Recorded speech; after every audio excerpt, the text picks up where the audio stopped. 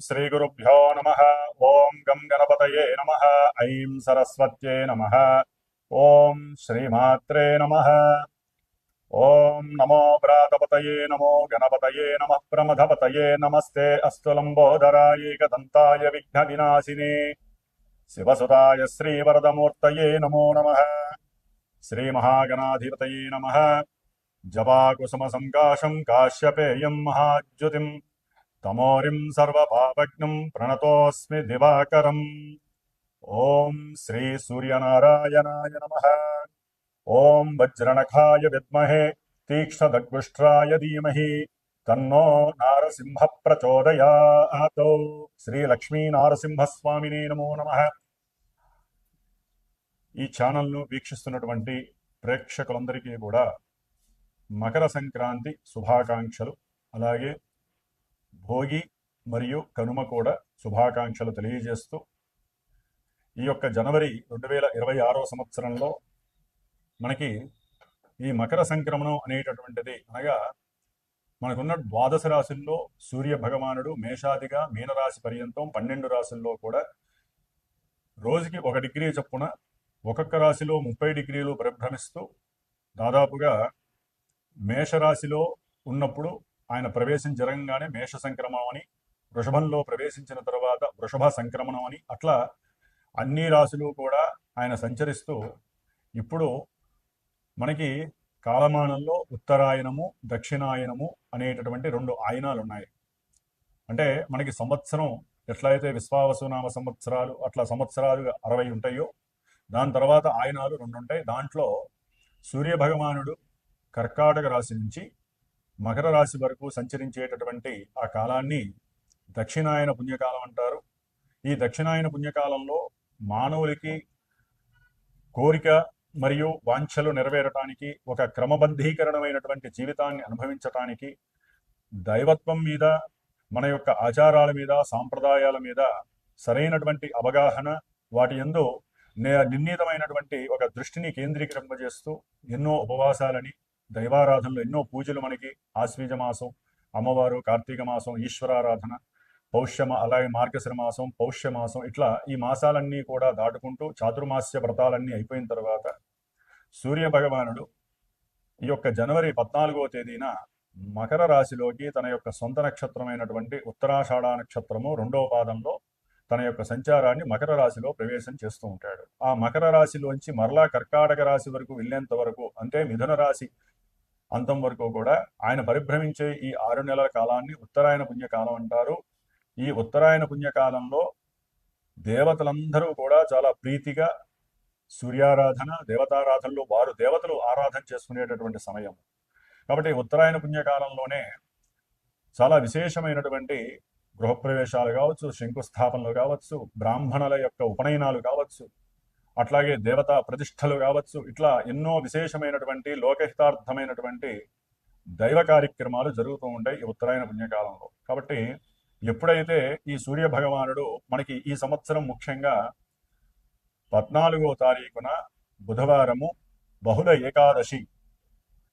ఏకాదశి రోజున గండయోగములో బాలవకరణంలో ఈ పౌష్యమాసంలో విశ్వావసు నామ సంవత్సరంలో మధ్యాహ్నం పూట 2 గంటల నుంచి 3 గంటల మధ్యలో స్వామివారు సూర్య భగవానుడు ధనస్సు రాశి నుంచి నిష్క్రమించి మరి మకర రాశిలోకి సంచారాన్ని ప్రారంభం చేస్తాడు. ఆయన అంటే వచ్చేస్తాడు ఆ సమయానికి. సరే, కొన్ని పంచాంగాలలో మనకి రాత్రి కాలం 8 చెప్పి ఇచ్చారు. సరే, ఎవరి లెక్కలు వాళ్ళకు ఉంటాయి. దృగ్గణితాలని, పూర్వగణితాలని, రకరకాల గణితాలు ఉంటాయి. ఏదేమైనప్పటికీ ఎక్కువగా మనకి ఈ మధ్యాహ్నం పూట 14వ తారీఖు ఈ యొక్క సమయాన్ని మకర సంక్రాంతి అని మనం చెప్పుకోవాలి.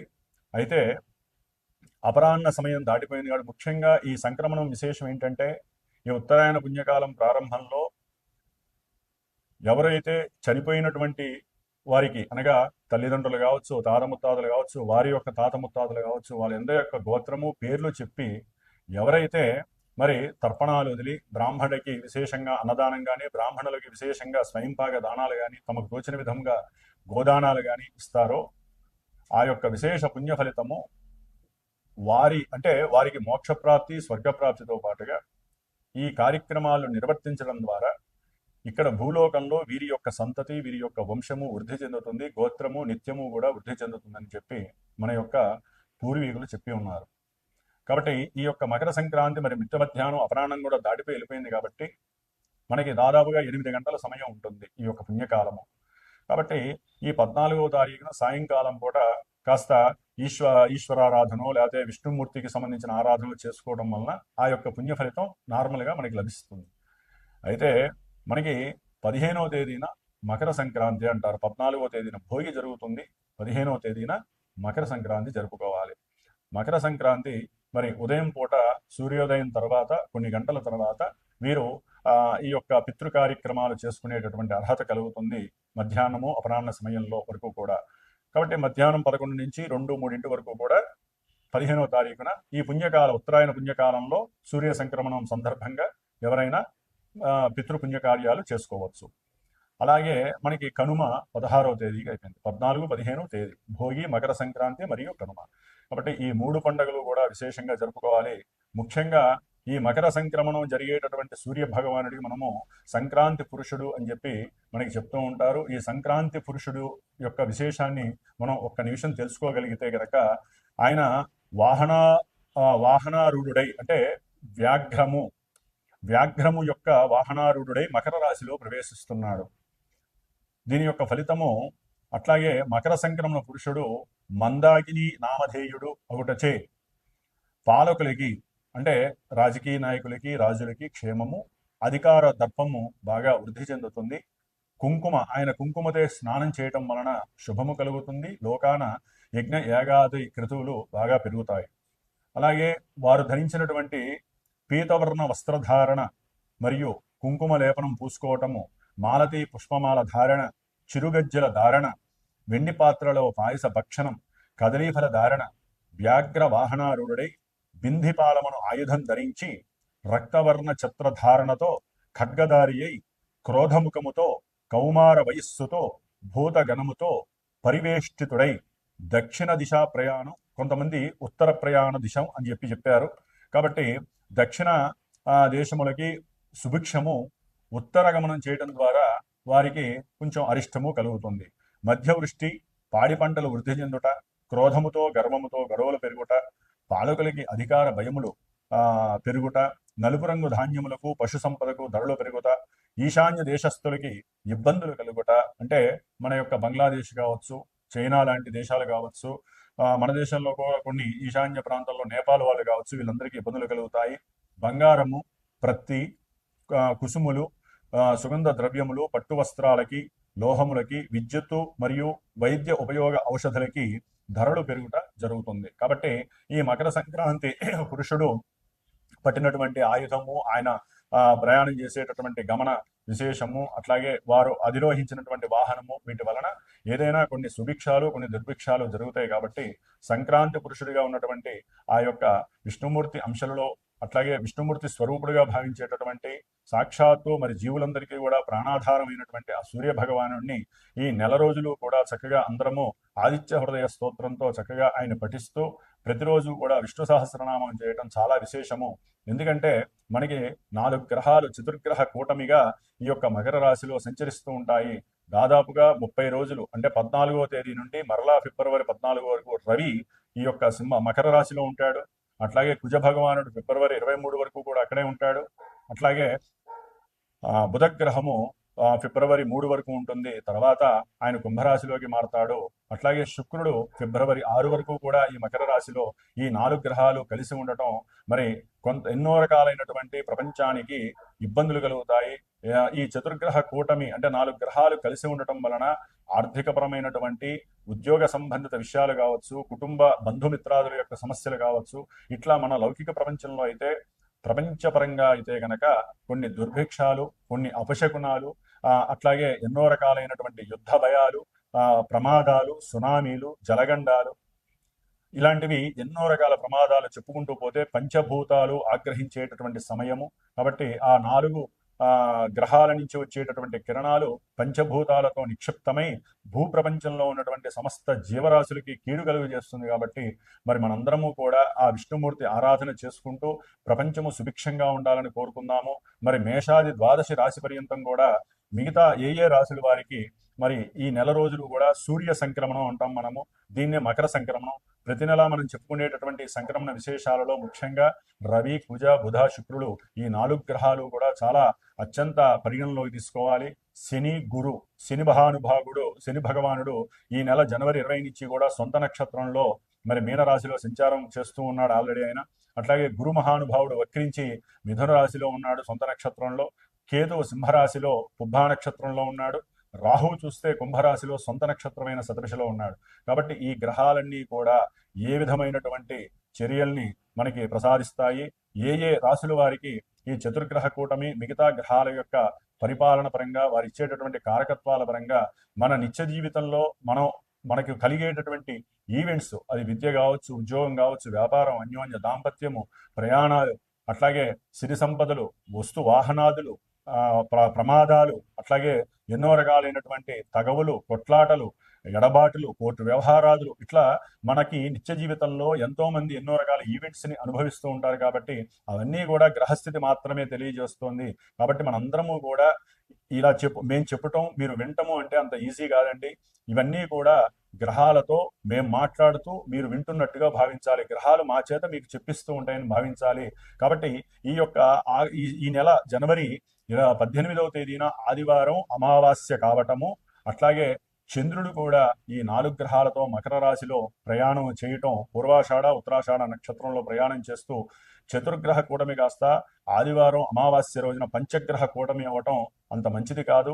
కాబట్టి కొన్ని రాశుల వారికి నేను చెప్పినప్పుడు ఆ రాశుల్లో ఏ రాశుల వారికి ఈ పంచగ్రహ కూటమి వలన సమస్యలు కలుగుతాయి, వారు ఏ విధమైనటువంటి పరిహారం ఆచరించాలి, ముఖ్యంగా ఈ పంచగ్రహ కూటమి ఆదివారం అమావాస్య కావటం, మరి ప్రతి నెల మా యొక్క శ్రీమాత జ్యోతిషాలయ పీఠమునందు మరి సర్వమానవాళి శ్రేయస్సు కోసము ఎవరికైనా సరే గ్రహస్థితి రీత్యా ఇబ్బందులు కలిగితే వారి యొక్క గోత్రనామాదులతో నా యొక్క సమక్షంలో నేను ప్రత్యేకించి కూర్చొని మరి నవగ్రహ నక్షత్ర హోమాన్ని చేస్తూ ఉంటాను. ఈసారి ప్రత్యేకించి ప్రపంచ మానవాళి కోసము ఎవరికైనా సరే కొన్ని ఇబ్బందులు పడుతున్నటువంటి కొన్ని రాశుల వారి కోసము ప్రత్యేకించి లక్ష్మీ నారసింహస్వామి వారి యొక్క హోమాన్ని చేయాలని నిశ్చయించుకున్నాను. కాబట్టి ఈ నెల జనవరి 18వ తేదీన మరి ఆదివారం అమావాస్య రోజు మనందరికీ కూడా భవిష్యత్తులో శుభం జరగడానికి ఈ యొక్క లక్ష్మీ నరసింహ హోమంలో పాల్గొనదలిచిన వారు మరి పీఠానికి ఫోన్ చేసి మీరు కూడా తప్పకుండా ఈ యొక్క కార్యక్రమంలో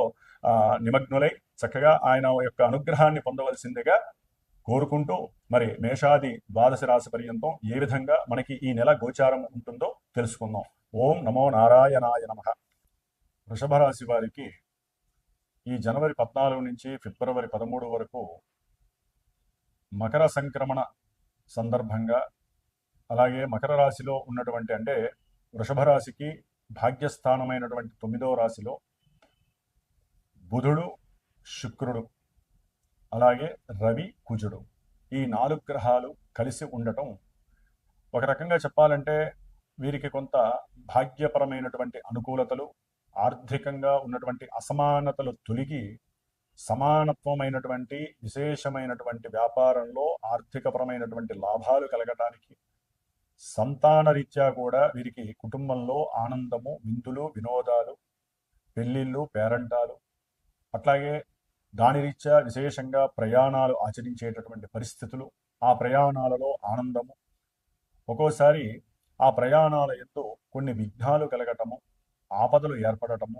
ప్రమాదాలు జరగటము, అంటే దూర ప్రయాణాలు తీర్థయాత్రలకి చేస్తూ ఏదైనా నదీ సంగమంలో నదీ స్నానాలు ఆచరించడానికి వెళ్ళినప్పుడు కొన్ని తగు జాగ్రత్తలు స్వీకరిస్తూ దానికి సంబంధించినటువంటి ఏదైనా ఒక స్తోత్రాన్ని చదువుకొని లేకపోతే మీ ఇష్టదైవాన్ని ప్రార్థన చేసుకొని చక్కగా నదీ తీరాలకి, నదీ సంగమాలకి, లేకపోతే తీర్థయాత్రలకి ప్రయాణం చేయటం ఉత్తమం. ఎందుకంటే భాగ్యస్థానంలో ఉన్నటువంటి రవి ఒక రకంగా విద్యార్థులకి ఉన్నతమైనటువంటి విద్య యందు అవకాశాలు, విదేశీ ప్రయాణాలకి కొన్ని ఆటంకాలు ఎదురైనప్పటికీ తండ్రి యొక్క ఆర్థిక సహకారం కావచ్చు, తండ్రి యొక్క ప్రేమపూరితమైనటువంటి ఆయన ఇచ్చేటటువంటి పుషింగ్ కావచ్చు, వీరికి ఉన్నతమైనటువంటి విద్య యందు సరైనటువంటి సఫలీకృతం జరిగేటటువంటి సమయంగా భావించవచ్చు. అట్లాగే కొంతమంది వాహనాల ద్వారా కావచ్చు, అంటే గవర్నమెంట్కి సంబంధించిన వాహనాలు ఉంటాయి కొన్ని, వాటిని నడిపే వాళ్ళు చక్కగా ఆర్థికపరమైనటువంటి లావాదేవీలు కనబడుతూ ఉంటే కొన్ని విశేషమైనటువంటి ఆలోచనలు కలుగుతాయి. ఇదేదో మనమే కార్లు కొనుక్కొని మనమే వ్యాపారం చేసుకోవచ్చు కదా, వేరే వాళ్ళ కింద మనం ఈ యొక్క వ్యాపారాన్ని చేస్తే మనకి మిగిలేది చాలా తక్కువ అనేటటువంటి ఆలోచన కలిగే అవకాశం ఉంటుంది. పూర్వ పుణ్య ఫలితం అంటే పూర్వజన్మల్లో చేసుకున్నటువంటి పుణ్య ఫలితాన్ని వీరు కొన్ని వ్యాపార రీత్యా కొన్ని నష్టాలని కూడా అనుభవించేటటువంటి పరిస్థితి. ఎందుకంటే వీరు అవతల వ్యక్తుల్ని కొంత నమ్మనట్టుగా ఉండటము, అవతల వ్యక్తులతో కొంత వీరు మాట్లాడేటప్పుడు సరైనటువంటి అమరిక లేకుండా ఉండడం ద్వారా అవతల వారికి వీరిపై నమ్మకం కలక్కపోవటం, వీరు మాట్లాడే దాంట్లో ఏదో కొంచెం సందర్భానుచితంగా లేదు అనేటటువంటి ప్రయత్నం ఆలోచన వీరికి కలగడం ద్వారా మీకున్నటువంటి వ్యాపార మధ్య అనుసంధానము సంయోగము కూడా కొంచెం పక్కకి జరిగే అవకాశం ఉంటుంది. అట్లాగే భార్యాభర్తలు, ముఖ్యంగా భార్యాభర్తల మధ్య గృహపరమైనటువంటి లేకపోతే సౌఖ్యకరమైనటువంటి కొన్ని ప్రయాణాల రీత్యా సంతాన రీత్యా కొన్ని ఇబ్బందులు ఎదురయ్యి మాట పెరిగి క్రోధము ఆవేశము పెరిగి మీ యొక్క కుటుంబ వ్యవస్థలో కొన్ని ఇబ్బందులు కలిగే అవకాశం ఉంటుంది. కాబట్టి ముఖ్యంగా ఏదేమైనప్పటికీ బుధుడు ముఖ్యంగా శుక్రుడు ఈ యొక్క 9వ స్థానంలో ఉండటం ద్వారా మీరు ఏదైనా సరే విద్యకి సంబంధించినటువంటి విషయంలో కానీ, వాహనాలకి సంబంధించినటువంటి విషయం కానీ, భార్యాభర్తల మధ్య ఉన్నటువంటి కొన్ని ఎడబాట్లకి సంబంధించిన విషయంలో కొన్ని అనుకూలమైనటువంటి రిజల్ట్స్ పొందడానికి చాలా అవకాశాలు ఉన్నాయి. ఫిబ్రవరి 6 తర్వాత మాత్రము మరలా కొన్ని ఇబ్బందులు వీరికి తలెత్తే అవకాశం ఉంటుంది. ఎందుకంటే భార్యాభర్తల మధ్య వీరికి కొన్ని అనుమానాలు, పూర్వకాలంలో చేసినటువంటి కొన్ని తప్పులకి ఇప్పుడు శిక్ష విధించేటటువంటి పరిస్థితి ఆ శుక్రగ్రహం వీరికి కలుగు చేస్తోంది. వాహనాల యందు కూడా కొన్ని ప్రమాదాలు జరిగే అవకాశం ఉంటుంది. అంటే ఫ్రెండ్స్తో కానీ లేకపోతే ఏదైనా విందు వినోదాల కోసము ప్రయాణం ఆచరిస్తున్నప్పుడు వీరికి వాహనంలో కలిగేటటువంటి కొన్ని ఇబ్బందులు, అంటే టైర్లలో గాలి లేకపోవటము, లేకపోతే టైర్లు కొంచెం వీరిని ఇబ్బంది పెట్టి మార్గమధ్యంలో ఎక్కడైనా కారు స్టక్ అయిపోవటము, అంటే కారనే కాదు బండ్లు కానీ కార్లు కానీ ఏదైనా సరే కొన్ని ఇబ్బందులు కలిగే అవకాశం ఉంటుంది. స్త్రీపరమైనటువంటి దోషాలు ఫిబ్రవరి 6 తర్వాత కొంత వీరి జీవితంలో కొన్ని మార్పులు చేర్పులు తీసుకొచ్చే అవకాశం ఉంటుంది. అట్లాగే ధనపరంగా లేకపోతే కొంతమంది వివాహపరమైనటువంటి విషయాలలో అయితే కనుక మాటలు ముచ్చట్లు జరగటానికి అవకాశం ఉంటుంది. కాబట్టి ఏదేమైనప్పటికీ కూడా 9వ స్థానంలో ఉన్నటువంటి ఈ చతుర్గ్రహ కూటమి వలన రవి కుజులు ఇక్కడ ఉండటం ద్వారా వ్యాపారంలో మీకు గవర్నమెంట్ ద్వారా ఎన్నో రకాలైనటువంటి కొన్ని ఇబ్బందులు, వారి నుంచి కొన్ని వ్రాతపూర్వకమైనటువంటి చలానాలు కావచ్చు, లేకపోతే వారితో మీరు కొన్ని వెహికల్స్కి సంబంధించిన విషయాలు కావచ్చు, భార్యాభర్తల మధ్య అన్యోన్యత లోపించిన విషయాలలో న్యాయమూర్తులతో కానీ, న్యాయస్థానంలో జడ్జిలతో కానీ, కోర్టుకి సంబంధించిన విషయాల్లో కానీ, పోలీస్ స్టేషన్లో కానీ ఇట్లా వారితో గవర్నమెంట్ రిలేటెడ్ పోలీస్ వ్యవస్థలతో మాట్లాడే అవకాశం కలుగుతుంది. అది వాహనపరంగా కావచ్చు, ధనపరంగా కావచ్చు, వ్యాపార రీత్యా భాగస్వామ్య పరంగా కావచ్చు, ఏదో ఒక సిచ్యువేషన్ మిమ్మల్ని ఆర్థికంగా నష్టపోయే పరిస్థితి అయితే కనిపిస్తోంది. అయితే ఎక్కువగా వీరికి విద్యార్థులకి అలసట ఎక్కువ అవుతుంది. ఉన్నతమైనటువంటి చదువులు చదవాలి అనే దాని మీద కొంత ఆపేక్ష తగ్గే అవకాశం ఉంటుంది. తండ్రి యొక్క ప్రోద్బలం ద్వారా వీరికి అధికమైనటువంటి చదువు రావడానికి ఇది ఒక మంచి సమయంగా మనం భావించవచ్చు. అంటే ఈ సమయంలో ఉన్నటువంటి చతుర్గ్రహ కూటమి ఏదేమైనప్పటికీ వృషభ రాశి వారు తప్పకుండా లక్ష్మీ నారసింహస్వామి అనుగ్రహాన్ని పొందండి. అట్లాగే మీరు ఈ 4 గ్రహాలకి సంబంధించినటువంటి గ్రహ స్తోత్రాన్ని నిత్యము పారాయణ చేయండి. ముఖ్యంగా ఆదిత్య హృదయాన్ని చదివితే తండ్రి గారికి ఎటువంటి ఇబ్బంది కలగదు. అన్నదమ్ముల మధ్య కూడా ఎటువంటి వ్యాపార సమస్యలు కానీ, గృహపరమైనటువంటి ఆస్తులకు సంబంధించినటువంటి సమస్యలు కానీ, లేదా వాహనాలకి సంబంధించినటువంటి సమస్యలు కానీ మీకు రాకుండా ఉండాలంటే ఈ 2 గ్రహాలకి సంబంధించి, అంటే రవికి సంబంధించి కుజుడికి సంబంధించి ముఖ్యంగా ఈ యొక్క స్తోత్రాలు ఉంటాయి వారివి. ఇన్ని సార్లు అని చెప్పి 6 సార్లు రవికి, 7 సార్లు కుజగ్రహానికి మీరు గనక చదువుకున్నట్లయితే కొంతవరకు గ్రహ ఉపశమనం కలుగుతుంది. లక్ష్మీ నారసింహస్వామి అనుగ్రహం అయితే పరిపూర్ణంగా మీకు కలుగుతుంది. ఆయన అష్టోత్తరాన్ని చేయండి, లేదా నేను చేసేటటువంటి ఈ హోమంలో మీరు కూడా పాత్రులై చక్కగా ఆయన యొక్క అనుగ్రహాన్ని పొందవలసిందిగా.